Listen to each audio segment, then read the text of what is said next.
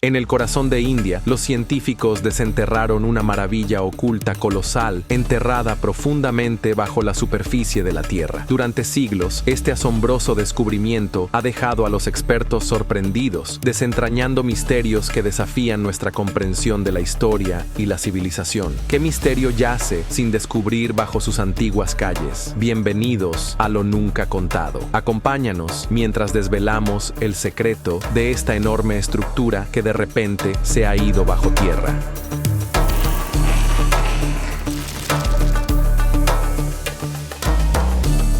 Mohenjo-Daro.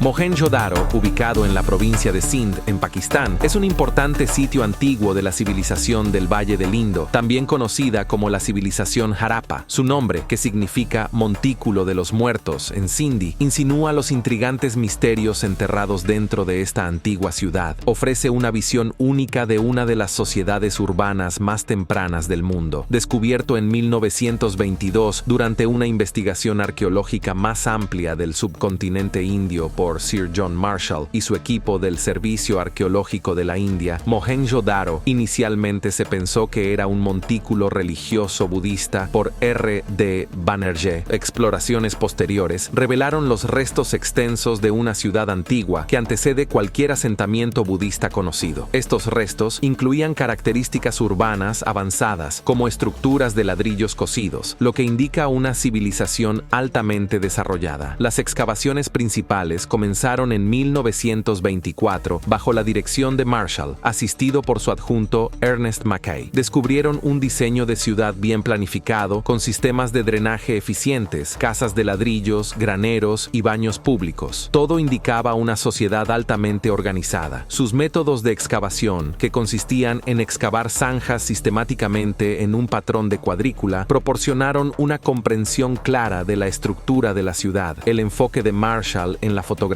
y las detalladas notas de campo aseguraron una documentación precisa de sus hallazgos. Uno de los descubrimientos más notables fue el Gran Baño, lo que sugiere que se utilizaba para fines rituales o ceremoniales. Además, un avanzado sistema de alcantarillado destacó la sofisticada planificación urbana y las prácticas de saneamiento de la ciudad. Después de la partición de la India en 1947, Mohenjo-Daro pasó a ser parte de Pakistán. En las décadas siguientes, desde los años 1950 hasta los años 1960, el arqueólogo pakistaní Dr. Ahmad Hassan Dani dirigió nuevas fases de excavación. Su trabajo fue crucial para descubrir capas más profundas de la ciudad y explorar áreas residenciales que no se habían estudiado antes. Mohenjo-Daro ahora es reconocida como una civilización perdida, aceptada por los arqueólogos en años recientes. Conocida como la civilización del Valle del Indo, las excavaciones posteriores se centraron en comprender la vida diaria de sus habitantes. Numerosos artefactos como cerámica, herramientas y adornos proporcionaron pistas sobre sus actividades diarias, prácticas comerciales y aspectos culturales. A medida que avanzaron las técnicas arqueológicas, se emplearon métodos modernos como el análisis estratigráfico para fechar con mayor precisión las capas de la ciudad. También hubo un fuerte énfasis en el uso de técnicas de conservación refinadas para preservar los delicados artefactos y materiales de construcción descubiertos durante las excavaciones. Desde los años 1970 en adelante, los esfuerzos se centraron principalmente en preservar la integridad del sitio. Mohenjo-Daro enfrentó amenazas por salinidad, encharcamiento y deterioro de materiales. Reconociendo su importancia histórica, Mohenjo-Daro fue designado como Patrimonio de la Humanidad por la UNESCO en 1980. Este reconocimiento internacional atrajo atención y financiamiento para salvaguardar esta antigua ciudad, proporcionando una valiosa visión de la vida urbana temprana. Continuando con los descubrimientos interesantes y los esfuerzos por preservar la ciudad, el diseño y los edificios de Mohenjo-Daro son verdaderamente impresionantes, mostrando un alto nivel de habilidad y tamaño que es sorprendente para su época, aproximadamente entre el 2600 a.C. y el 1900 a.C.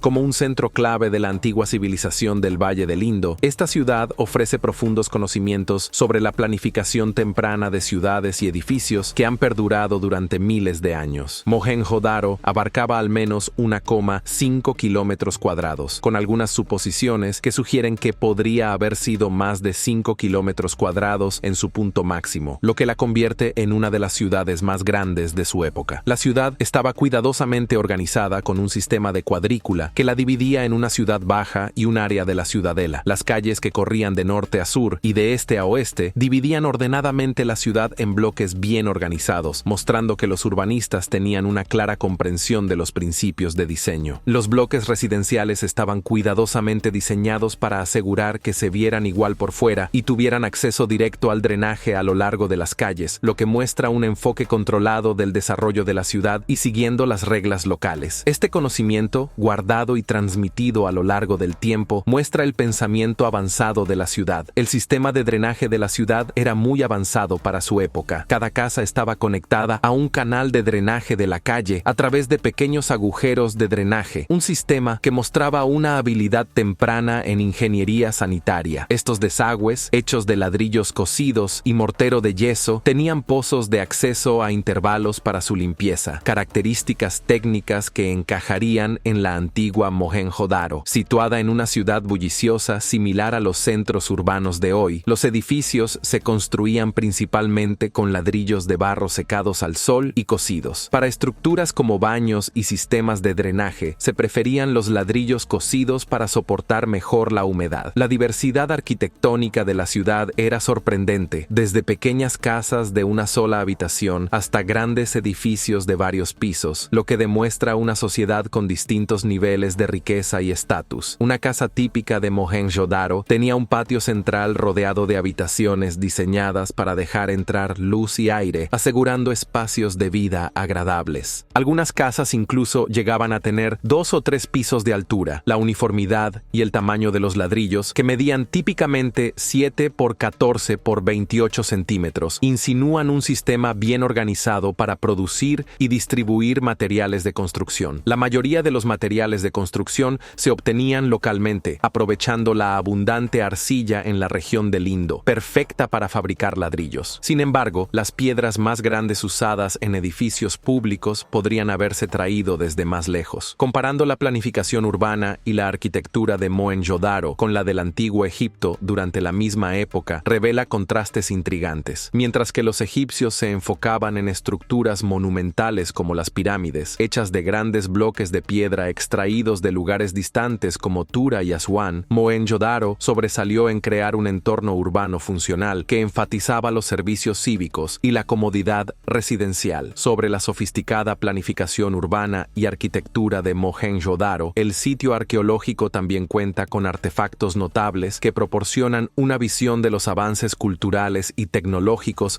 de la civilización del Valle del Indo. A medida que pasa el tiempo, esperamos encontrar más evidencia física de esto. Uno de esos notables artefactos es la chica bailarina, una cautivadora figura de bronce que mide un poco más de 10 centímetros de altura. Representa a una joven en una pose vivaz, con una mano en la cadera y la otra colgando casualmente a su lado. Lo que la hace verdaderamente destacable es el intrincado detalle, desde las delicadas joyas que la adornan hasta el meticulosamente peinado, reflejando un avanzado sentido de belleza y habilidad artesanal de esa época. Esta pequeña estatua no es solo una obra de arte, muestra las sofisticadas habilidades en la metalurgia de su tiempo. Es uno de los raros artefactos metálicos descubiertos en Mohenjo-Daro. Otro hallazgo significativo es la estatua del rey sacerdote, una pequeña escultura de esteatita que mide aproximadamente 17,5 centímetros de altura. Representa a una figura masculina sentada, vestida con una túnica intricadamente grabada y usando una diadema que probablemente alguna vez sostuvo una pluma o adorno. La expresión serena de la escultura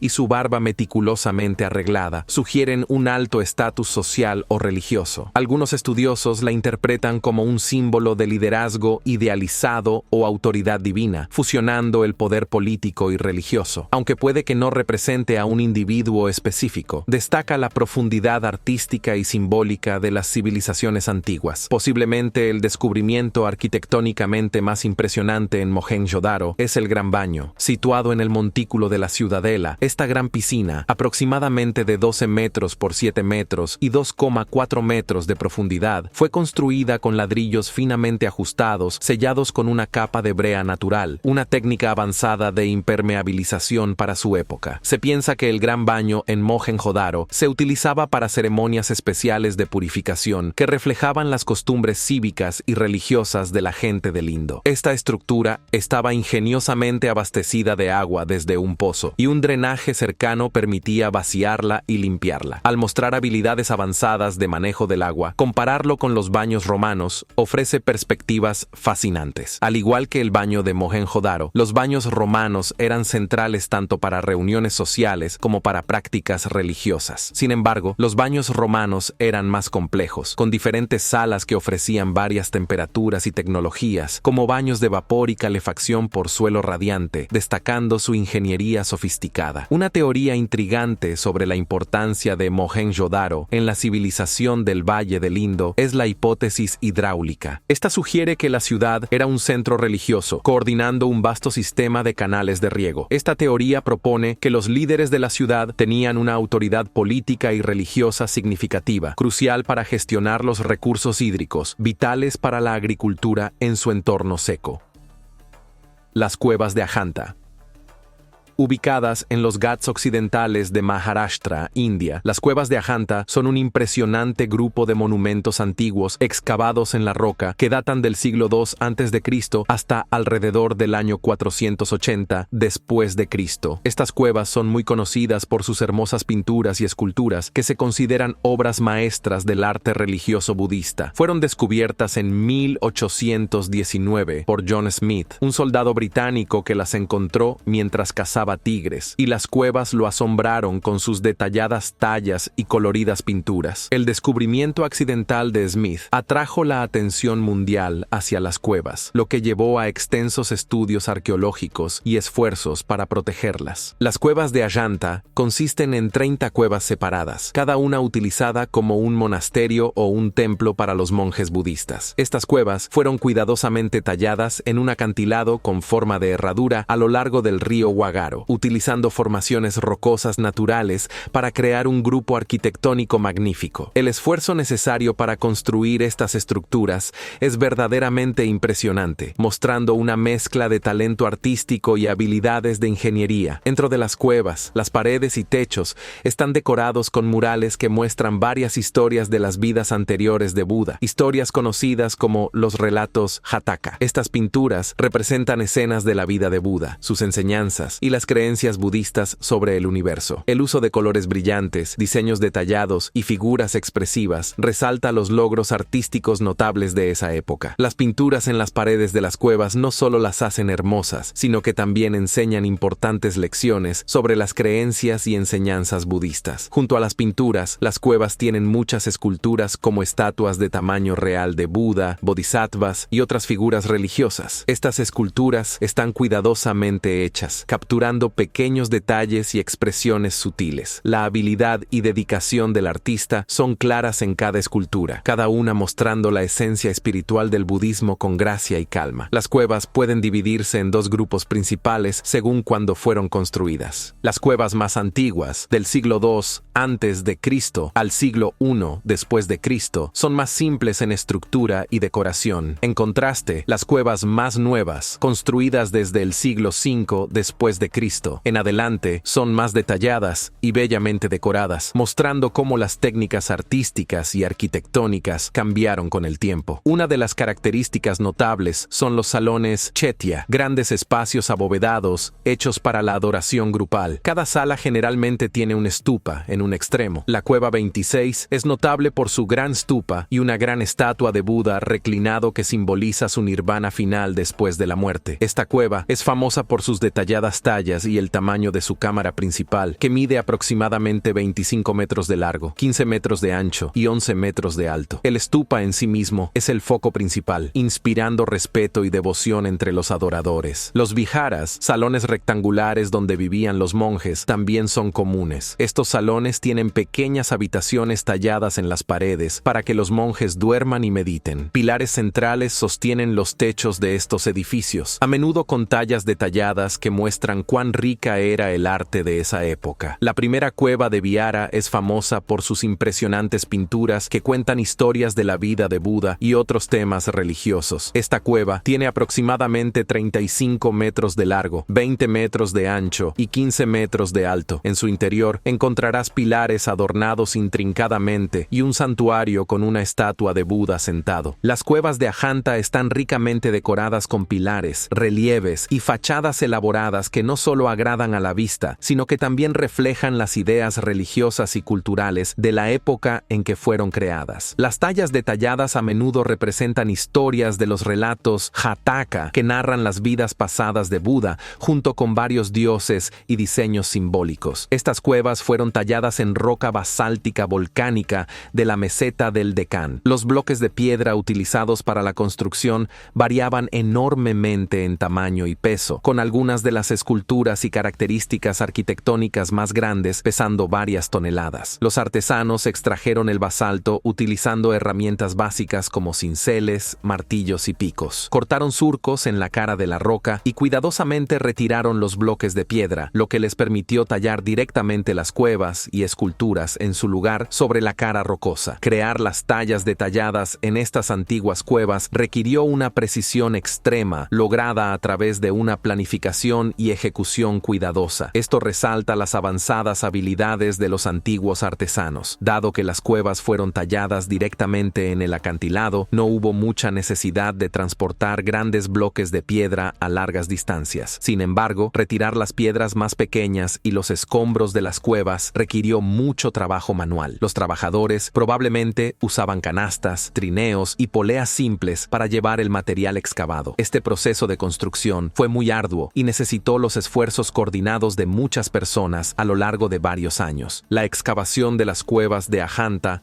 implicó remover una enorme cantidad de roca basáltica. Se estima que alrededor de 200.000 a 400.000 metros cúbicos de roca fueron extraídos para crear estas elaboradas estructuras de las cuevas. Esta excavación masiva tomó siglos y mostró la dedicación y habilidad de los artesanos y trabajadores involucrados. Una idea sobre la disposición de los materiales excavados sugiere que los escombros fueron arrojados al río Wagur, que fluye debajo de los acantilados. El río habría llevado los fragmentos más pequeños, mientras que las piezas más grandes podrían haber sido usadas para crear terrazas o plataformas alrededor del complejo de las cuevas. Esto habría ayudado en la construcción y proporcionado soporte para andamiaje. Este método natural de disposición ayudó a gestionar las enormes cantidades de material de desecho generado durante el proceso de excavación. Se puede hacer una comparación interesante entre las cuevas de Ajanta y las cuevas de Ellora, también ubicadas en Maharashtra. Ambas son complejos de cuevas talladas en roca, pero mientras que Ajanta se enfoca principalmente en temas budistas, Ellora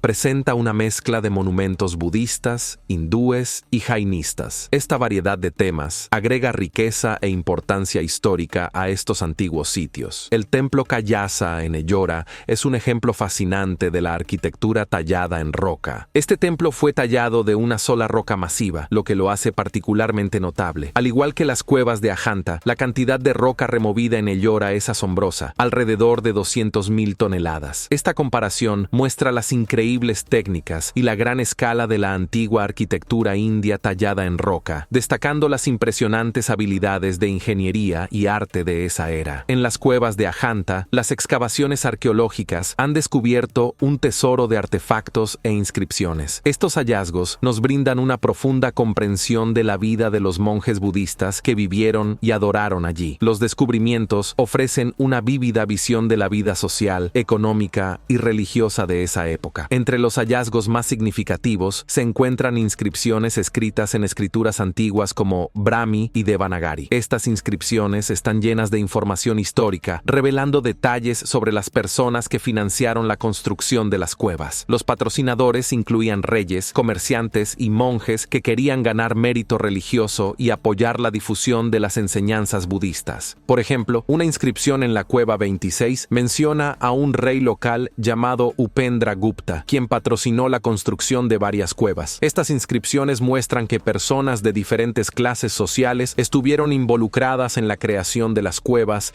y proporcionan fechas y contexto para las fases de construcción. Otros artefactos encontrados en Ajanta incluyen cerámica, herramientas y monedas. Los fragmentos de cerámica sugieren que los monjes realizaban actividades cotidianas como cocinar y almacenar. Herramientas como cinceles y martillos hechos de hierro fueron utilizados para tallar las intrincadas esculturas y detalles arquitectónicos. Las monedas de diversos períodos proporcionan evidencia del comercio y las actividades económicas en la región, reflejando su prosperidad y conectividad. Se puede hacer una comparación fascinante entre las cuevas de Ajanta y las cuevas Mogao en China, también conocidas como las cuevas de los 1000 Budas. Ambos sitios son significativos por sus vastas colecciones de arte budista y su rol como importantes centros de peregrinaje y vida monástica. Las cuevas Mogao, ubicadas cerca de Dunhuang en la antigua ruta de la seda, fueron talladas en los acantilados del desierto de Gobi. Estas cuevas están llenas de una increíble variedad de murales, esculturas y manuscritos que datan desde el siglo IV hasta el siglo XIV, mientras que las cuevas de Ajanta son famosas por sus coloridos murales y detalladas esculturas. Las cuevas Mogao son especialmente conocidas por su extensa colección de manuscritos. Entre estos manuscritos se encuentra el famoso Sutra del Diamante, que es uno de los libros impresos más antiguos del mundo. Tanto las cuevas de Ajanta como las de Mogao muestran cómo el budismo se expandió y se adaptó a diferentes culturas y lugares. Exhiben una amplia gama de expresiones artísticas y religiosas dentro de la tradición budista. Comparar estos dos sitios es el patrimonio compartido del arte budista y los estilos regionales únicos que se desarrollaron a lo largo del tiempo.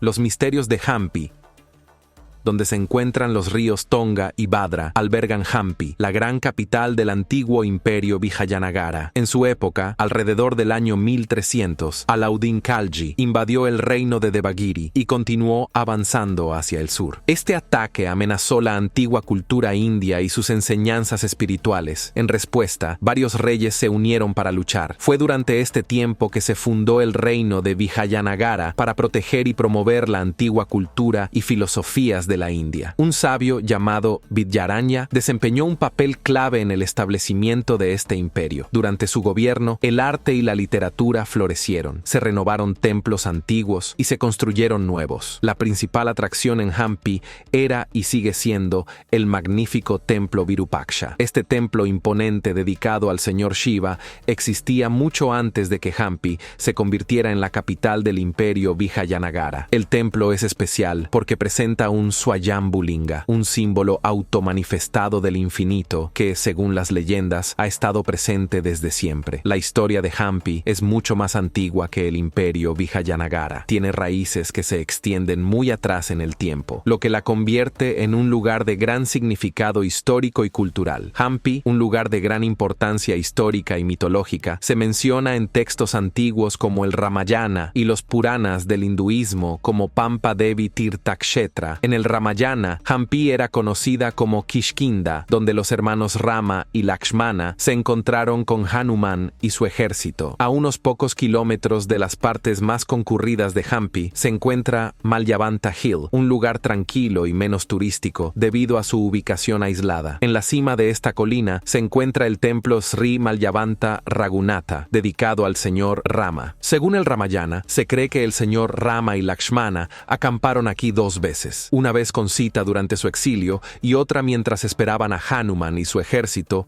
para unirse a ellos antes de partir hacia Lanka. Este templo es increíblemente antiguo. Mientras que los reyes Vijayanagara construyeron los alrededores del templo, el santuario más interno, conocido como Garbhagraha, es siglos más antiguo que el imperio Vijayanagara. Una característica única y notable de este templo es que las personas cantan el Ramacharitra Manas aquí continuamente, día y noche, todos los días del año. El templo nunca cierra. Otra fascinante historia vinculada a esta colina es que Rama adoró a Shiva aquí en forma de un Swayambhu Linga automanifestado. De hecho, hay un antiguo santuario dedicado al señor Shiva a pocos metros de distancia en la cima de la colina. Además, hay un pequeño arroyo de agua que corre a través de una grieta en las rocas. Según la leyenda, Lakshmana disparó una flecha hacia las rocas para crear este arroyo que nunca se seca, ni siquiera durante el verano más más caluroso. El río llamado Lakshmana Tirtha tiene una historia famosa. Se dice que Rama usó su agua para ceremonias mientras meditaba sobre Shiva. Incluso hoy en día se pueden ver las detalladas tallas de toros sagrados, nandis y representaciones simbólicas de Shiva en las rocas cercanas. En Hampi todavía se están descubriendo templos antiguos y únicos. Una de estas maravillas es el templo Prasanna Virupaksha, también conocido como el templo Patiala Ishwara. Este templo estuvo enterrado bajo tierra durante 300 años hasta que fue descubierto en 1980. Curiosamente, su techo está casi al nivel del suelo, a menudo cubierto de agua del río Tungabhadra. A pesar del interior sombrío del templo y de los murciélagos que a veces habitan dentro, lamentablemente el Shiva Lingam original parece haber sido llevado. No muy lejos de aquí, en el recinto real, hay otra sala subterránea situada a unos 1000 metros de distancia. Los expertos piensan que Hampi podría tener muchos otros pasajes subterráneos aún por explorar. A lo largo de la historia de Hampi, todas las formas de poder divino fueron respetadas. La construcción de templos no era solo para los reyes. Incluso las personas comunes contribuyeron. Por ejemplo, el templo Badavalinga dedicado a Shiva tiene un lingam que mide casi 12 pies de alto. La leyenda dice que este templo fue construido y bendecido por una humilde mujer campesina. El templo está constantemente inundado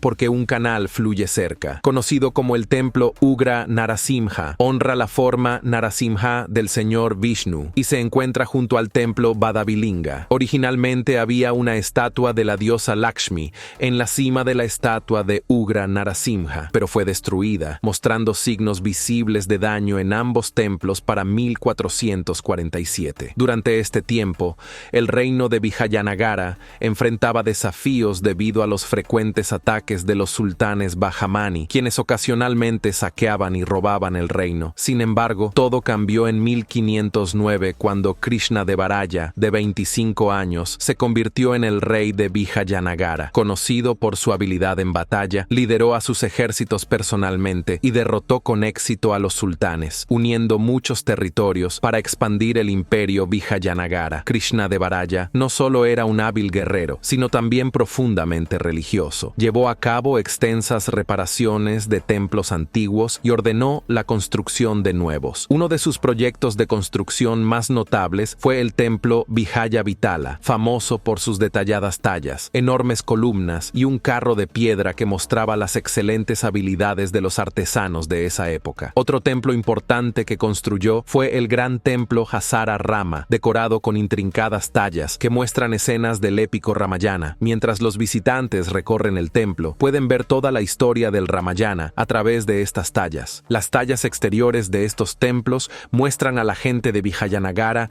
ayudando activamente en el proceso de construcción, junto con elefantes, una parte crucial de los esfuerzos de construcción y defensa del imperio. Este vínculo entre la ciudad y sus elefantes continuó siendo importante en la historia de Vijayanagara. Hampi era un centro comercial bullicioso que atraía a personas de todo el antiguo mundo. Cuando Domingo Páez, un viajero portugués, visitó el imperio Vijayanagara en 1520, quedó fascinado por Hampi. Describió en sus escritos la ciudad como enorme y asombrosa. Tan grande como Roma, la ciudad estaba llena de gente, tanto que Páez dudó en siquiera adivinar su número, temiendo que su informe pareciera increíble. Hampi prosperaba en una zona fértil nutrida por el río Tungabhadra, que había sostenido la vida aquí durante siglos. Los reyes Vijayanagara fueron cuidadosos en su administración, utilizando el poder del río para crear un sistema de riego notable que aseguraba cosechas abundantes para su pueblo. Páez admiraba la riqueza de Hampi, señalando sus exuberantes huertos y jardines con casas todas conectadas por una red de canales de agua corriente. Lo llamó la ciudad mejor abastecida que jamás había visto, llena de provisiones. Siglos después, la agricultura sigue siendo la principal fuente de sustento en esta zona. Alrededor del año 1529, el emperador Krishnadevaraya falleció debido a una enfermedad, marcando el comienzo del declive de Hampi. Para 1566, una coalición de sultanatos musulmanes se unió y libró guerra contra el imperio Vijayanagara. Este conflicto crucial, conocido como la Batalla de Talakota, vio a varios generales desertar al bando contrario. Finalmente, el rey Ramaria fue capturado y ejecutado, lo que desencadenó la destrucción generalizada de los templos y la infraestructura de Hampi. La antigua ciudad de Hampi, antes adornada con templos esculpidos con intrincadas intrincadas tallas, pasajes secretos y sistemas de riego avanzados, fue víctima de los estragos del tiempo y la guerra. Incluso las piedras en el río estaban adornadas con tallas artísticas, cada una contando una historia de la historia. A pesar de haber soportado siglos de abandono y destrucción, algunos de los majestuosos templos de Hampi aún se mantienen firmes hoy en día. Estas estructuras resistentes han resistido las tormentas de la historia, preservando fragmentos de sus antiguos secretos. Hampi no solo fue un centro comercial de caballos, joyas y especias de todo el mundo, sino que también atrajo a visitantes que buscaban maravillas de su magnífico paisaje urbano. Después de siglos de aislamiento,